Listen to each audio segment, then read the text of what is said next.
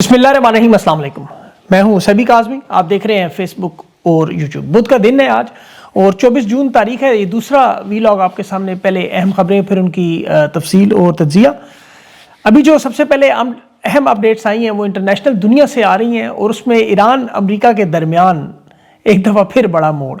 Trump अपना दिमागी तवाज़ुन खो बैठा। ये शायद मुआहदा होते ही, मुज़ाकरात ख़त्म होते ही उसने दोबारा धमकियाँ दे दी और अगला मरहला इस हफ्ते शुरू होने वाला है और मुल्क में अपने एमरजेंसी का उसने आज ऐलान करने की बात की। नेतन्याहू पर भी मुकदमात आखिरी फैसला कुन मरहले में आज अदालत में 1.5 साल के बाद पकड़ा गया। और मिडल ईस्ट में सऊदी अरब, ओमान का ईरान के साथ दिफाई मुआहदा, कतर समेत अंदरूनी मुल्क इस वक्त ईरान के, जहाँ इस वक्त मुआहदे के मामलात पर वज़ीर ख़ारजा कुवैत पहुँच चुका है। और इराक एंट्री ईरान के 40 लाख लोगों की और जनाजे में आलमी रहनुमाओं के दावतनामे, सुप्रीम लीडर के जो जनाजा है नरेंद्र मोदी को भी दावत। आज़रबाईजान समेत ईरान के सफारती ताल्लुकात और तेल की तरसीलात में तहलका मचना शुरू हो गया। इसराइल की ताज़ा बमबारी की आज होलनाक मनाजर, पूरे शहर सफ़ा हस्ती से मिटे हुए। और अमेरिका ने शाम में इंटेलिजेंस कार्रवाइयाँ भी शुरू कर दी। और रूस के दारुल हुकूमत भी यूक्रेन के आज ड्रोन हमले दोबारा। और इमरान खान से मुलाकात के मामले में तीनों बहनों की इजाज़त का मुतालबा, जबकि तहरीक इंसाफ के रहनुमाओं को इजाज़त की बात की जा रही है। खान रिहाई पर इस वक्त साबिक क्रिकेटर्स एक दफ़ा फिर मुतहरक हो चुके हैं। ऑस्ट्रेलियावी लेजेंड ग्रेग चैपल एक दफ़ा फिर मंजर आम पर आए हैं। और नून लीग पीपल्स पार्टी इस्टेब्लिशमेंट के खांचे में आ गई है, मामलात ख़राब होने लगे।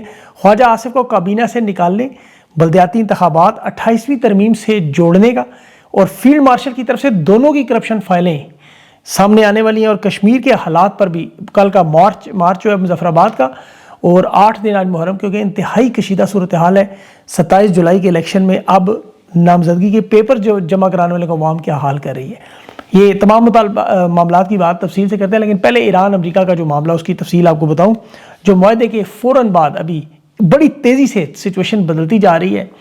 ईरान एक तरफ दुनिया के साथ अपने ताल्लुकात बनाना शुरू कर रहा है। पाकिस्तान के दौरे के बाद इनके वज़ीर ख़ारजा और स्पीकर आज़रबाईजान पहुँच गए, जो बड़ा अहम मुल्क है। ख़ास तौर पर इसराइल, अमेरिका, ईरान के जंग में इनका बड़ा अहम किरदार था। और दूसरा, इन्होंने खिते के अंदर अपनी इस जंग को सफारती कामयाबियों को मुआशी कामयाबियों में बदलने के लिए बड़ा तेज़ी से काम शुरू कर दिया। इनकी जो तेल की तरसीलात में इतनी तेज़ी से इजाफा हुआ, एक तरफ ज़मीन के ऊपर जो इनका तेल है, जिसका अमेरिका ने दावा किया था कि तेल के पाइप फटने वाले, इतना तेल इकट्ठा है वहाँ। एक तरफ तो ख़रीदारी के लिए तमाम एशियाई रिफाइनरियों से बोलियां तलब की हैं, हिंदुस्तान समेत, ताकि दुनिया में तेल की रसद में बड़ी तेज़ी से इजाफा करें और कीमतें ज़ाहिर बड़ी तेज़ी से कम होंगी। दूसरा, ऑफ शोर जो उनके ऑयल प्लेटफॉर्म है, वो सऊदी अरब कतर के दरमियान जो 6200 मेट्रिक टन, यानी 1000 बड़ी गाड़ियों के वज़न जितनी जो इनकी ऑफ शोर अपने इंजीनियर्स की बनाई हुई, याद रखें, प्लेटफॉर्म समुंदर में, जो सिर्फ 8 ममालिक के पास है। यहाँ समुंदर से भी ये तेल निकालने के लिए तैयार हो गए। और इतनी जल्दी, ये बड़ा हैरानकुन मामला है कि इन्होंने तेल की तरसीलात शुरू कर दी हैं। यानी ये मजीद तेल बेचकर बड़ी तेज़ी से ताकत अपनी इकट्ठी कर रहे हैं। उसकी वजह क्या है? दूसरा, इराक के अंदर भी अपना असर और रसूख बड़ी तेज़ी से बढ़ा रहे हैं। और इराक में अभी याद रखें कि ईरान के जो तेल के ज़खायर हैं, बिल्कुल इराक के भी इतने ही हैं। और इराक और मिडल ईस्ट बड़ा अहम है इन सारे मामलात में। आगे चल के मैं बताता हूँ, क्योंकि मिडल ईस्ट में आज जो अभी ताज़ा तरीन ओमान, सऊदी अरब और कतर तीनों का जो बड़ा इजलास हुआ, उसमें बाकायदा तौर पर कतर के वज़ीर आज़म ने तो इस खिते में अब सूरत हाल के बाद ईरान के साथ नया दिफाई मुआहदे के लिए तमाम ममालिक की तरफ से ऐलान किया है कि हमें बराह रास्त अब ईरान के साथ तारीखी दिफाई मुआहदा करना है, ताकि आइंदा होने वाली जंग में हम ईरान के दुश्मन के तौर पर ना आए। और ये 80 साल से अमेरिका की जो मिडल ईस्ट की दिफा की जिम्मेदारी के नाम पर तेल के कुओं पर कब्जा था, वो ख़त्म होने जा रहा है। ये बहुत बड़ी नाकामी है अमेरिका की। मिडल ईस्ट के ममालिक का वो दिफा नहीं कर सके इस जंग में, और वो अब बराह रास्त ईरान के पास जा रहे हैं। और इस मुआहदे को रोकने के लिए अमेरिकी वज़ीर ख़ारजा भी आपको पता है मुतहरक है। बहरीन के बाद अभी कुवैत पहुँच चुका है, फिर सऊदी अरब जाना है, ताकि इन्हें किसी तरह रोका जा सके कि ईरान के साथ दिफाई मुआहदा ना हो। अब इस मुआहदे के बाद देखें कि डोनाल्ड ट्रंप और नेतन्याहू का क्या हाल हो गया। ट्रंप ने आज एक दफ़ा फिर मुज़ाकरात ख़त्म करने की धमकी दे दी। इसने कहा, जी हमें पता चला है अब नाए हरमज़ में वसूली हो रही है, इंश्योरेंस का खर्चा नहीं दिया जा रहा, जहाज़ों पे चार्जेस हैं। और इससे पहले तो अपने मीडिया को रगड़ा कि ये झूठी खबरें फैला रहे हैं, लेकिन फिर खुद ही कह रहा था कि अगर ये सब कुछ सच है, यानी इसे खुद यकीन नहीं है, तो हम मुआहदा ख़त्म कर देंगे। अब ये कितना बुरी तरह फंस चुका है। और इसकी देखें बहुत सारी वजूहत हैं कि इसने अभी ईरान को एक तरफ तो कहा कि हम मुंजमद फ़ंड नहीं देंगे, लेकिन दूसरे जुमले में कहा हम पैसे दे रहे हैं, लेकिन शराइत वही हमारे किसानों से गंदम, सोयाबीन और दीगर जो अशिया खुर्दनोश है वो ख़रीदें, इस शर्त पर मुंजमद फ़ंड जारी करें। उसका तो खैर ईरान ने इनकार किया। ये मामला क्यों इतना अहम है? देखें, ईरान के साथ ये जो लगाई हुई जंग थी, इसमें नेतन्याहू का मुतालबा था, और इन दोनों के हटने के बाद दुनिया का मंजरनामा बदलना है, ये याद रखें। کانگریس اور سینٹ میں ٹرمپ کی جنگی طاقت ختم کرنے کی قراردادیں میں آپ کو بتا چکا ہوں. آج سینٹ میں ہی ڈیموکریٹس نے ٹرمپ کے خاندان کی جو عرب امارات کے انٹیلیجنس چیف کے ساتھ ان کے جو $50 کروڑ کی تحقیقات کا مطالبہ کیا ہے. اور یہ ڈونلڈ ٹرمپ کا وہ کرپٹو کاروبار ہے، وہ دولت ہے جو متحدہ عرب کے شاہی خاندان کے جو رکن ہے شیخ تیمون بن زید النہیان منسلک گروپ ہے ان کا. ٹرمپ کی کرپٹو کرنسی جو ورلڈ لبرٹی فائنینشیل ہے اس کے ساتھ انہوں نے $500 ملین کی سرمایہ کاری کی تھی، جس کے بعد عرب امارات کو جدید آرٹیفیشل چپس تک رسائی دی گئی تھی. اب یہ ورلڈ لبرٹی فائنینشیل وہی ہے جس نے پاکستان میں جنوری 2026 میں یعنی 4 مہینے پہلے field marshal Ishaq Dar DJSI کے ساتھ مل کے دستخط کیے کہ یہ پاکستان میں ڈیجیٹل ادائیگیوں اور کرپٹو کرنسی میں جو ٹرمپ کا USD1 اسٹیبل کوائن ہے اس پہ ڈیجیٹل ادائیگی نظام کے ساتھ منسلک کریں گے. یہاں وہ سٹیو وٹکاف کا بیٹا زیک وٹکاف پاکستان بھی آیا تھا، اور یہ وہی سٹیو وٹکاف ہے جس کی سوئٹزرلینڈ میں فیلڈ مارشل کے ساتھ ملاقات کی کمر پر تھپکیاں لگائی جا رہی ہیں. تو یہ ڈونلڈ ٹرمپ کے ساتھ بہت بڑا اس کا اسکینڈل ہے، بہت بڑا مسئلہ ہے. اور یہ مڈ ٹرم الیکشن سے اسی لیے بھاگنے کے لیے نیشنل ایمرجنسی اپنے ملک میں سیف امریکہ ایکٹ کے نام پر جو بل ہے جس میں اس کا دعویٰ ہے کہ لاکھوں قانونی ووٹرز کی رجسٹریشن کے جو مسائل ہیں، یعنی اس نظام کو ہم نے سخت بنانا ہے. اور اس نے آج یہ تک کہا کہ جب تک سیف امریکہ بل پاس نہیں ہوگا وہ دوسری کسی قانون سازی پر دستخط نہیں کرے گا، اور یہی نومبر کے بعد ہونا ہے. یا ہاؤسنگ کانفرنس کو آج منسوخ کیا گیا ایمرجنسی ڈکلیئر کرنے کا. اور یہ بڑی ہنگامی صورتحال خود ٹرمپ کہہ رہا ہے کہ جب تک انتخابی قوانین اور ووٹر کی شناخت کا مسئلہ نہیں حل ہوگا وہ کوئی بل سائن نہیں کرے گا. یہ اتنی بری طرح پھنس گیا ہے. اب اس کے ساتھ نیتن یاہو کے بھی حالات دیکھیں کہ 1.5 سال کے دوران اس پر ابھی 98 کے قریب عدالتی سماعتیں ہوئی 10 سال کے کرپشن کیس پر، جس پر عمر قید ہے نیتن یاہو کی. وہ مقدمات ایران کی جنگ کی وجہ سے رکے ہوتے. اب وہ مقدمات اپنے آخری فیصلہ کن مراحل پر داخل ہو گئے. آج اس کی گواہی مکمل ہوگی اور اس کے بعد ظاہر ہے وہی ہونا ہے جو، کیونکہ وہاں اتنا بڑا کیس ہے کہ ٹرمپ نے اسرائیل کے صدر سے اس کی معافی کا مطالبہ کیا تھا. اب ٹرمپ اور نیتن یاہو کے تعلقات آپ کو پتہ ہے، اسی وجہ سے اس کیس میں بڑی تیزی آئی، عدالت میں بھی لگا اور گواہی بھی پوری ہوگی. 10 سال پرانا کیس ہے. اب دفاع کے باقی مراحل اور لگ یہی رہا ہے کہ نیتن یاہو کو اس میں سزا ہو جائے گی. اب اس کا الیکشن بھی ہے ظاہر اکتوبر میں. تو یہ دونوں بھائی ٹرمپ اور نیتن یاہو بڑی مشکل کا شکار ہیں، اور اس دوران ظاہر ہے ایران اپنے بڑی تیزی سے جو قدم جما رہا ہے. اور ابھی دیکھیں کہ عراق میں ان کا یہ جو اربعین میں ان کے 30 لاکھ سے زیادہ لوگ جا رہے ہیں، 30 لاکھ لوگ اربعین کا جلوس ہے. لیکن یاد رکھیں اس میں اور بھی بہت ساری اہم چیزیں جو میں پھر آگے چل کے آپ کو بتاؤں گا. 4 لاکھ ایرانی آج داخل ہو چکے ہیں، 26 لاکھ مزید جائیں گے. اور یہ ان کی اگر یہ کہا جائے کہ زمینی سب سے بڑی موومنٹ ہے جنگ کے بعد، تو حیران نہ ہو. اربعین کی تیاری میں ہر پوری دنیا سے لوگ آتے ہیں، لیکن ایران کا یہاں بڑا اہم معاملہ ہے. اب ایران میں سپریم لیڈر جو علی شہید خامنہئی ہیں ان کی نماز جنازہ کی تیاریاں بھی ہو رہی ہیں، جہاں دنیا بھر سے لوگوں نے آنا ہے. اور اس میں آج دیکھیں بڑی عجیب پیش رفت ہوئی کہ ایران کے صدر نے ہندوستان کے وزیر نریندر مودی کو بھی دعوت دے دی. اب یہاں جو عسکری آن لائن اکاؤنٹس ہیں جو مودی کے اس دورے کی دعوت پر، وہی آپ کو پتہ ہے ایران پر غداری کے فتوے یا شہباز شریف کی زیادتی ہوگی، یہ ظاہر ہے وہی معاملہ شروع ہوگا. آپ دیکھیں گے فی الحال تو جو ایران کے صدر پاکستان سے ہو کر گئے وہاں انہوں نے میزائل پروگراموں پر بات کی اور ان کے جو پیغامات اس کا جواب پبلک میں بھی دیا، لیکن پاکستان کی کوششوں کو بھی سراہا کہ امن میں انہوں نے بڑا کام کیا. شہباز شریف، زرداری، فیلڈ مارشل تینوں کا نام بھی لیا، لیکن اس کے ساتھ انہوں نے ہندوستان کے تعلقات بنانے کا اعلان بھی کر دیا.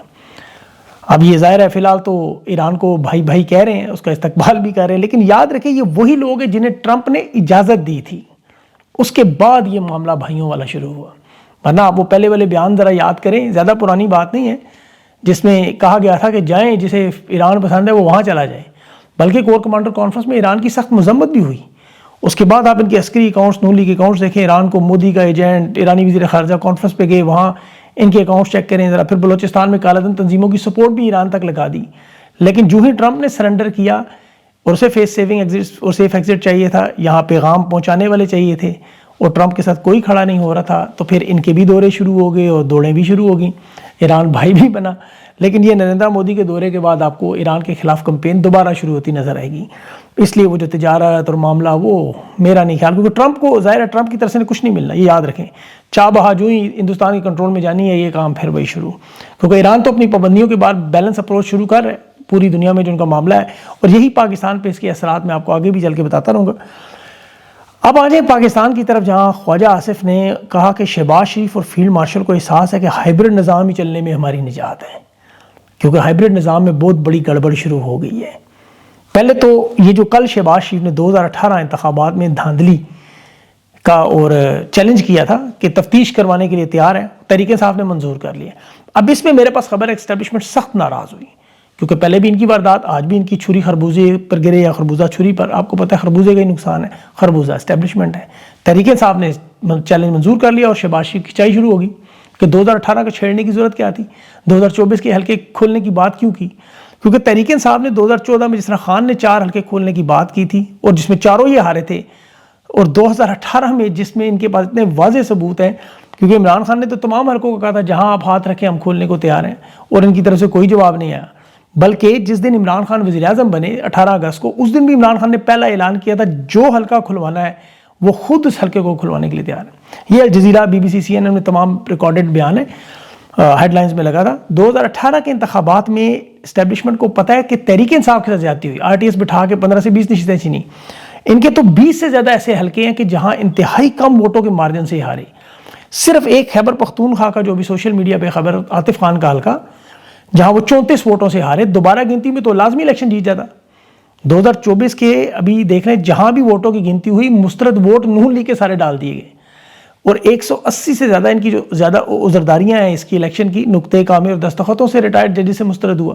تو 2018 میں تو ایسا کوئی حلقہ نہیں جہاں نون لیگ کے کسی رہنما کی شکایت ہو، کوئی دعویٰ ہو کہ یہ الیکشن آ رہے ہیں، سوائے خواجہ آصف کے جسے جنرل باجوہ نے فون کال کے بعد عثمان ڈار کے خلاف جتوایا. اب تحریک انصاف ظاہر ہے وہ کیس اٹھانے جا رہی ہے اور بڑی شدت سے. اور یہ پہلا اسٹیبلشمنٹ کو شہباز شریف سے غصہ آیا کہ بلنڈر کیوں مارا، کیونکہ 24 کے الیکشن تو 9 مئی کے رد عمل تھے، جس پہ DGA-SPR کی پریس کانفرنس تھی کہ 2024 کے تاریخ کے الیکشن آپ کو یاد ہوں گے، جس میں امیدواروں کو تو جیلوں میں ڈالا گیا تھا، دستبردار تھے، کیسز بنائے تھے، وہ تو اپنے حلقوں میں بھی نہیں گئے. تحریک انصاف تو تختہ مشق تھی، ان کی تو الیکشن کمپین، انتخابی ریلیاں، جلسے، جلوس، پوسٹر، حتیٰ کہ ان کی جو جھنڈا تک تھا پورے ملک میں بین تھا، اس کے باوجود 180 نشستیں جیتے. تو اب اسٹیبلشمنٹ اس کی کیسے تفتیش کرنے کے لیے تیار ہوگی. پھر انہوں نے اسمبلی میں ایک ڈرامہ شروع کیا جس میں بھی آپ نے حالیہ دیکھے ہوں گے بلاول زرداری کی چیخیں کہ وہ کشمیر کے نام پہ خواجہ آصف کی رکنیت ختم کروانے یعنی کابینہ سے نکالنے کے مطالبات کر رہے ہیں. بلاول نے خواجہ آصف کو ہٹانے کا مطالبہ کیا اور اس نے بظاہر وجہ یہ بتائی کہ جی کشمیر میں جو راولہ کوٹ کے لوگوں کو اس نے بیان دیا کہ میں انہیں کشمیری نہیں مانتا، اس سے پورے پاکستان کی دل آزاری اور نفرت پیدا ہوئی. اس میں تو ظاہر دو کوئی رائے ہے ہی نہیں. اب یہاں یاد رکھیں کہ جہاں وفاقی حکومت کے اس وقت اقدامات سے وہاں شدید ترین نفرت تو ہے. اب تو نون لیگ کے اپنے لوگ بھی کشمیریوں کے حوالے سے اس بیان کی مذمت کر رہے ہیں. لیکن یہ سب کچھ ایک نورا کشتی ہے. اس کی میں آپ کو بڑی وجہ بتاؤں. شہباز گل کی ایک ویڈیو ابھی ٹویٹ سامنے آئی جو فیلڈ مارشل کی، اس نے مریم نواز کے پنجاب کرپشن پر باقاعدہ آغاز کی بات کی. اب میں نے آپ کو 2 دن پہلے ویلاگ میں بتایا تھا کہ مریم نواز اب لاڈلی نہیں ہے. اسٹیبلشمنٹ کے حوالے سے خبر تھی میرے پاس، میں اس کی تفصیل میں نہیں گیا، لیکن وہ ٹی وی اسکرین پر کم ہوئی پہلے. اس کی وجہ کہ کرپشن کے جو بڑے الزامات اور سکینڈل سامنے آ رہے ہیں، ان کے جو پروجیکٹس، پنجاب کے اسکول جو انہوں نے پرائیویٹائز کیے، پھر جو پنجاب کے اسپتالوں سے ادویات غائب ہوئیں، بیچی گئیں، کوڑا کرکٹ اٹھانے، ستھرا پنجاب کے سکینڈلز، پھر مری اور سیاحتی مقامات پر جو وائلڈ لائف انہوں نے منصوبے بنائے، ان کے سینیٹرز، نگہبان پروگرام، اپنی چھت اپنا پروگرام، اور پتہ نہیں روشن گھرانہ اور online ambulance clinic on wheels, mobile field اسپتال جو تھے، لیپ ٹاپ تھے، انٹرنشپ تھے، یہ سارے کے ساتھ حتیٰ کہ وہ اسموک ٹاورز اور جو الیکٹرک بسیں 600 بسیں، ان میں بھی وہ سکینڈلز نکل رہے ہیں کہ وہ ہاتھ لگا لگا کے رو رہے ہیں سہولت کار بھی جو انہیں لائی کہ اتنا بڑا ظلم. اچھا یہ نقصان اس وجہ سے ہوا ہے کہ انہوں نے سارا پریشر تحریک انصاف پہ رکھا، پیپلز پارٹی نون لیگ پہ چیک ختم ہوا اور انہوں نے کرپشن کی تباہی پھیر کے رکھ دی. آپ کو صرف ایک چھوٹی سی مثال دوں. ویسے تو دیکھیں ایجنسیاں ہر حکومت پر ان کے معاملات پر چیک اینڈ بیلنس رکھتی ہیں، لیکن وہ نون لیگ اور پیپلز پارٹی پر ختم ہو چکا تھا. یعنی نون لیگ پر بھی اور پیپلز پارٹی پر کرپشن کی طرف سے کھلی اجازت تھی، لیکن انہیں اندازہ نہیں تھا کس لیول پہ چلا جائے گا. اب بے نظیر انکم سپورٹ، صرف ایک معاملہ دیکھیں کہ 860 ارب اس نظام کی سپورٹ کے لیے ملے ابھی اس بجٹ میں.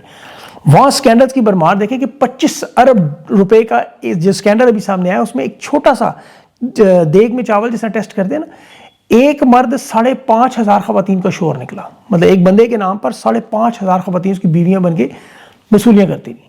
پھر جو سندھ کے سرکاری ملازمین کی طالب علم بن کر یہ اربوں روپے کی وصولیاں اور وارداتیں، مطلب اتنی لمبی چوڑی داستانیں ہیں کہ اب اسٹیبلشمنٹ پر یہ دباؤ ڈالنے کے لیے کہ ہمارے معاملات نہ چھڑیں، تحریک انصاف سے مذاکرات کا ڈرامہ اور آپس میں نورا کشتی جو بجٹ سے اور کرپشن سے جڑی ہوئی ہے، تاکہ یہ جو دباؤ ان پر بڑا ہو ایسے کام کریں. اسٹیبلشمنٹ کو ابھی بلاول نے جو MQM کو کہا نا کہ وفاقی حکومت سے نکلیں یا کراچی کے بلدیاتی نظام کو پنجاب میں لانے کی بات کی، اور اس میں اس نے کہا کہ ہم آئینی ترمیم سے پہلے نون لیگ سے بلدیاتی انتخابات کروائیں گے. تو وجوہات کیا ہیں کہ کسی طرح یہ دونوں پارٹیاں کرپشن کیسز کو بچا لیں. کیونکہ 28ویں ترمیم صدارت کا معاملہ ہے، اور اس کے بعد آپ کو پتہ ہے پھر صرف معیشت اور پھر ہمیشہ احتساب کا نعرہ آتا ہے. جب بھی پاکستان میں کوئی حکومت گرانی ہو تو کرپشن کے کیسز اور معیشت کو ہی چھیڑا جاتا ہے. اب اس میں عمران خان سے ملاقات کا جو معاملہ یہاں، جس میں آپ کو پتہ ہے فی الحال تو یہ چھوٹی سی پہلے آپ کو واردات بتا دوں یہ کتنے مخلص ہے اس میں. یہ مذاکرات تو کریں عمران خان سے کہ ملاقات کروا دیں. ابھی 2 ڈاکٹرز نے عمران خان کا چیک اپ کیا، جو رانا ثناء اللہ اور نون لیگ کی حکومت نے دعویٰ کیا کہ ہمارے ڈاکٹر جو مشورہ دیں گے خان کو منوان مان لیں گے. ان کی اپنی میڈیکل رپورٹس میں دونوں ڈاکٹرز نے عمران خان کو فی الفور اسپتال منتقلی کا کہا. یہ میڈیکل رپورٹس یہ جاری نہیں کر رہے تھے، یہ جسٹس سومرو کی عدالت میں 3 سماعتوں کے بعد جو 8 جون 15 جون اور آج 24 جون شو کاز نوٹس دے کے اڈیالہ جیل سے جب عدالت نے منگوائی میڈیکل رپورٹ، اور عدالتیں بھی ان کی، ڈاکٹرز بھی ان کے، تو سرکاری ڈاکٹر کہہ رہے ہیں کہ خان کی حالت خطرے میں ہے، انہیں پمز منتقل کریں. جسٹس سومرو نے اڈیالہ جیل کے سپرنٹینڈنٹ سے پوچھا کہ کیوں منتقل نہیں کرے بھائی، تو اس نے کہا جی ہمیں تو ہوم ڈپارٹمنٹ جواب ہی نہیں دیتا، 1.5 مہینہ ہو گیا ہم نے بھیجا. یہ 7 ہفتوں سے یہ عمران خان کو جو بار بار کہا جا رہا ہے اسپتال منتقل کریں، اس پہ تیار نہیں ہے. اور پھر ابھی یہ دیکھیں اسلام آباد کے جو کچھ صحافیوں کا دعویٰ بھی آیا کہ عمران خان کی صرف ایک بہن کو ملاقات ہے، کیونکہ عمران خان کی واقعی آنکھ کا اور کان کا بڑا گہرا مسئلہ ہے. وہ عمران خان سے صرف ایک بہن کو ملانا چاہتے ہیں کہ وہ بات باہر نہ آئے. اصل مسئلہ یہ ہے. اب اگلے چند دنوں میں ان کی کوشش ہے کہ 30 جون سے پہلے عمران خان کی ملاقات تحریک انصاف کے کسی لیڈر سے کرا دیں ہم، بس بہنوں سے نہیں، یا ایک بہن سے کم از کم. اب تحریک انصاف کی قیادت جو ہے وہ 3.5 سال کی پرفارمنس عمران خان کو کیا بتائے گی ملیں گی، تو بجٹ پہ کیا مشاورت کریں گے. وہ تو خیر بہت سارے سوالات میں نے بھیجے ہیں، وہ تفصیلات آئیں گی تو آپ کو بتاؤں گا. لیکن خان کی بہنیں تینوں ملنا چاہتی ہیں، یہ ان کا مطالبہ ہے، اور اسپتال منتقلی. اب آ جائیں آزاد کشمیر کا معاملہ، جہاں 38 مطالبات ایکشن کمیٹی کی حکومت نے کہا کہ ہم نے تسلیم کیے ہوئے. اب رانا ثناء اللہ نے آج بیان دیا ہے کہ ایکشن کمیٹی نے میٹنگز کے دوران ایسی گفتگو وہ بیان نہیں کر سکتے. ان کے کاغذات نامزدگی میں ایک فکرہ ڈلوایا گیا کہ جب تحریک آزادی کامیاب ہوگی تو ہم پاکستان کے ساتھ الحاق نہیں کریں گے، نکل جائیں گے. تو یہ 12 نشستیں اس لیے حاصل کرنا چاہتے ہیں کہ یہ آزاد کشمیر کو الگ کریں، الحاق نہ کریں، اس لیے ہم یہ مہاجرین کی 12 نشستیں کسی صورت میں نہیں چھوڑیں گے. اندازہ کریں یہ ان کا جھوٹ اسمبلی کے اندر ہی پہلے تو پکڑا گیا. مولانا فضل الرحمان کا بھاڑا خود پھوڑ دیا، کیونکہ جب وہ شہباز شریف کہہ رہا تھا نا مولانا نے میں سے جو باتیں کی میں سے قبر میں جائیں، مولانا کہ نہیں ابھی کر دو بھائی، قبر میں نہ لے کے جاؤ، اسمبلی کے اندر ہی کرو. ایاز صادق نے جس طرح کل کہا تھا نا کہ میں آئین توڑنے پہ، آپ کو یہ پکڑے بڑی جلدی جاتے ہیں نا، اس نے کہا میں آئین توڑنے پہ فوج عدلیہ پر جو تنقید کرے گا میں آئین بھی توڑ دوں گا، نکال دوں گا. تو مولانا نے کہا یہ تو میرے ساتھ کنٹینر میں کھڑا ہوتا تھا، آرمی چیف کو رگڑا لگاتا تھا، عدلیہ کے ججز کو ذلیل کرتا تھا، یہ آئین تو ادھر ہی کھڑے کے توڑتا تھا. تو یہ معاملہ میں اس لیے آپ کو بتا رہا ہوں کہ یہاں مولانا فضل الرحمان کے ساتھ یہ اب کشمیر ایکشن کمیٹی کو بٹھانا چاہتے ہیں، کیونکہ ان کا ڈرامے کا بھانڈا پھوٹ رہا ہے. عوامی ایکشن کمیٹی نے ابھی اعلامیہ ایک جاری کیا کہ کل جو مظفر آباد ان کا مارچ ہے وہ مؤخر کر رہے ہیں. اب یہ پتہ نہیں درست ہے کہ نہیں، ان کی طرف سے تفصیل نہیں آئی. انہوں نے شہباز شریف اور فیلڈ مارشل کی تھوڑی تعریفیں کی ہیں اور کہا 38 مطالبات جو ان کے جو تسلیم ہوئے تھے ان کا نوٹیفیکیشن حکومت واپس لے جائے، ان کا کوئی مطالبہ اب تسلیم نہیں ہوا رہا. کشمیر میں اس وقت حالات یہ ہیں کہ ابھی کچھ لوگ اپنے خاندان کے لیے کھانے پینے کا جو اشیاء دال آٹا چاول لے کے جا رہے ہیں وہ ان سے چھین کے ضائع کروائی جا رہی ہیں. ان کے ٹرک جو ہیں وہ روکے گئے ہیں. وہاں پر بی بی سی نے خبر دی ہے کہ ادویات اور کھانا پینا پولیس ضائع کروا رہی ہے. پونچھ سیکٹر جو لائن آف کنٹرول کے بالکل وہاں 1.5 لاکھ کی آبادی کے 50 گاؤں ہیں، وہاں اشیاء خورد و نوش ناپید ہو چکی ہیں. لوگوں کے گھروں میں کھانا نہیں ہے، وہاں پر پانی نہیں ہے، پیٹرول نہیں ہے. اور یہ ایک منصوبہ بندی سے 16 دنوں سے اس طرح کرفیو لگایا گیا کہ لاکھوں لوگ مجبور ہو جائیں اور وہ وہاں سے ہٹنے کے لیے تیار نہیں ہو رہے. اس وقت بھی درجنوں ٹرک جو مری کے علاقے جو پھگواڑی ہے اور کشمیر ہے وہاں ان کی سڑک کے کنارے پہ کھڑے ہیں، جو کہ تقریباً 4 دن سے دالیں گندم چاول جو ہے وہ لدے ہوئے ہیں اور انہیں وادی نیلم نہیں جانے دیا جا رہا. تو حالات کو اتنا خراب کیا جا رہا ہے کہ شاہراہیں بند کر کے لاکھوں لوگوں کو متاثر کریں. اب وہ مجبور ہو کے اگر ہندوستان سے مدد مانگنے پر ایل او سی کے قریب ہو گئے مجبور، تو پھر کیا کریں گے؟ انہوں نے کیوں حالات اتنے خراب کر دیے کہ 27 جولائی کو الیکشن کا اعلان تو کیا، لیکن وہاں کمپین چلانا تو چھوڑیں، ابھی نون لیگ کے جو امیدوار لوگوں کے ہاتھ چاڑ رہے ہیں ان کا کیا حشر نشر ہو رہا ہے.